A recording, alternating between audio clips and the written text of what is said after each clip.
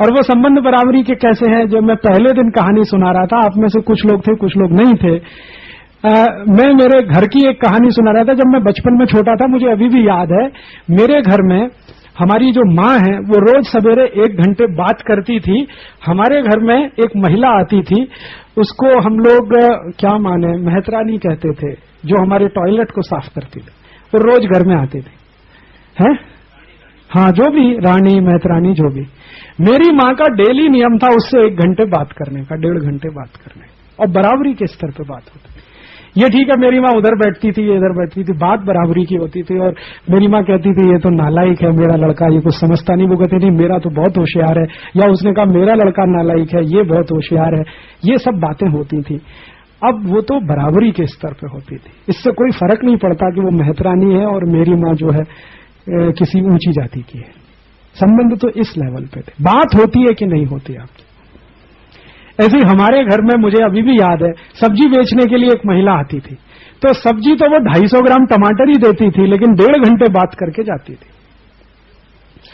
250 ग्राम टमाटर दे दिया, या आधा किलो पालक ले लिया, इससे ज्यादा किया 1 आध किलो आलू वालू ले लिया, क्योंकि रोज आती थी तो ज्यादा लेने का कोई अर्थ नहीं है। सुबह भी आती थी, शाम को भी आती थी, लेकिन उसके साथ जो 1-1.5 घंटे की बात होती थी वो तो बराबरी के स्तर पर होती थी।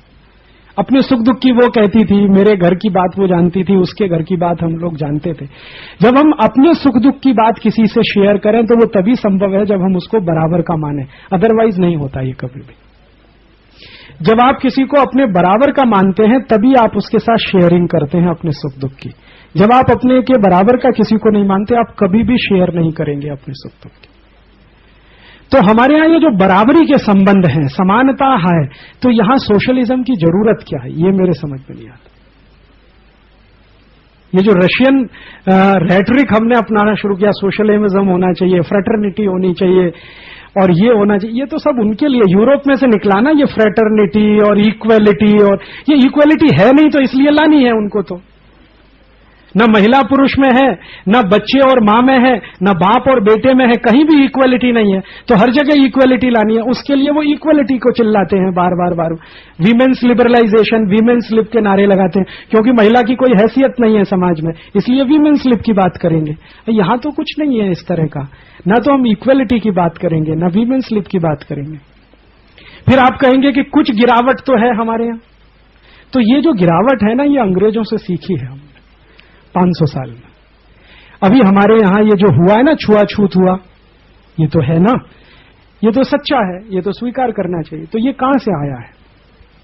इसमें क्या हुआ है, पिछले 1000 साल एक तो विदेशियों ने हमले बहुत किए हमारे ऊपर, दूसरा हमारी अपनी अकल और बुद्धि में गिरावट आई है। पिछले 1000 साल में काफी कुछ गिरावट आई है। समय के हिसाब से कभी कभी आदमी का वो गिरता है, मेधा गिरती है, बुद्धि गिरती है, तो वो गिरा है हमारा। तो वो गिरा है तो हमने क्या किया, हमने भी अपने यहां वैसे बंटवारे कर लिए जैसे यूरोप में है। ये अछूत है, वहां तो सभी गुलाम अछूत है। आपने देखा, गुलाम के साथ राजा हाथ भी नहीं मिलाएगा, नमस्ते भी नहीं करेगा, दूर से ही छेड़। तो वहां जो सिस्टम है वही हमने भी बनाया अपने यहां। और अंग्रेजों के पहले भी ये रहा होगा हिंदुस्तान में, क्योंकि गिरावट आती है तो कुछ भी होता है। ये सब समानता गई, गिरावट आई इस देश में। गिरावट आई तो उसमें छुआछूत भी चली आई। तो अब अपने को जो सोशल सिस्टम बनाना पड़ेगा, उसमें इस बात को ध्यान रखना पड़ेगा कि जो यूरोपियन सिस्टम में है वो हम फॉलो ना करने लग जाएं। माने अपने ही भाइयों से हमारी दूरी न बढ़ने लगे, जाति के आधार पर हो या किसी भी संप्रदाय के आधार पर। अगर दूरी बढ़ती है तो भले हम कुर्ता पजामा पहने या धोती कुर्ता पहने, हम तो यूरोपीय ही हैं। अगर हम बात नहीं कर सकते अपने देश के हरिजन लोगों से, अपने देश के शेड्यूल कास्ट शेड्यूल ट्राइब्स लोगों से, गरीब लोगों से, साधारण लोगों से, तो हम में और एक अंग्रेज में कोई फर्क नहीं है, क्योंकि अंग्रेज कभी बात नहीं करता नीचे लोगों से, वो सिर्फ ऑर्डर देता है। हम भी ऐसे ही करते हैं, हम भी ऑर्डर देते हैं, हम उनसे बात नहीं करते, उनकी पूछते नहीं सुख दुख की, अपनी बताते नहीं उनको, मानते हैं कि इनको कुछ अक्ल नहीं है, बताने से फायदा क्या, अक्ल है उनको, लगभग आपके ही बराबर की है, आपसे कुछ कम नहीं है।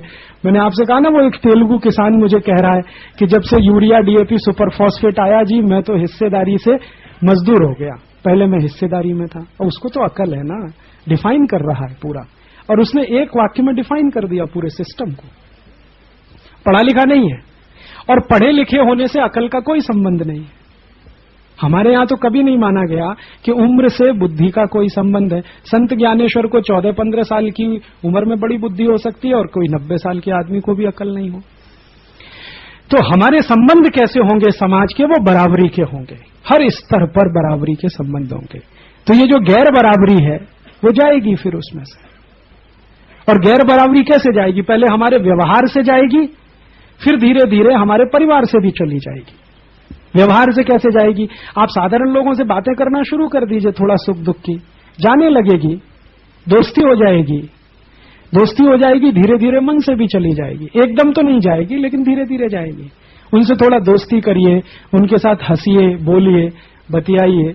भले उनके घर जाके कुछ खाना पीना खाया, आपने उनके घर को अपने घर में उनको बुलाया, वगैरह वगैरह वगैरह वगैरह। ये है। तो इस तरह का अगर आएगा तो ऐसी व्यवस्था के लिए आपको प्रयास करना है। तो राजनीतिक व्यवस्था कैसी? जिसमें फैसले नीचे होंगे, राजा कुछ तय नहीं करेगा।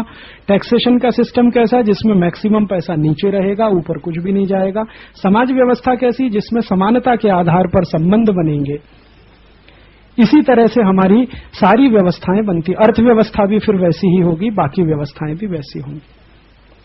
तो अब ये जो गेट के नाम पर आ रहा है, ये हाईली सेंट्रलाइज सिस्टम लाने की कोशिश हो रही है। अभी तक हमने जो सेंट्रलाइजेशन लाया है उसमें एक केंद्र सरकार है, सब कंट्रोल उसके हाथ में है।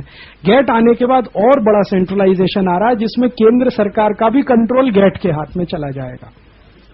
हाँ, विश्व सरकार हो जाएगी, उसी को वर्ल्ड गवर्नमेंट कहा जा रहा है। तो आप अभी सरकार के गुलाम हैं, फिर उनके गुलामों के गुलाम हो जाएंगे। सरकार गुलाम WTO की और आप सरकार के गुलाम।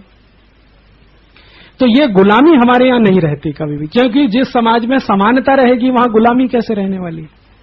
जहां असमानता रहेगी गुलामी वहीं आने वाली। तो हमें समानता आधारित, गुलामी रहित, शोषण मुक्त समाज की रचना अगर करनी है तो इसीलिए इस व्यवस्था के लिए प्रयास करना। तो एक व्यवस्था कैसी है यूरोप की, वो अभी ये कैसी है वो। इतना मैंने कहा। अभी कुछ समझ में आया है क्या? मैं ये जानना चाहता हूं। हाँ, जरूर।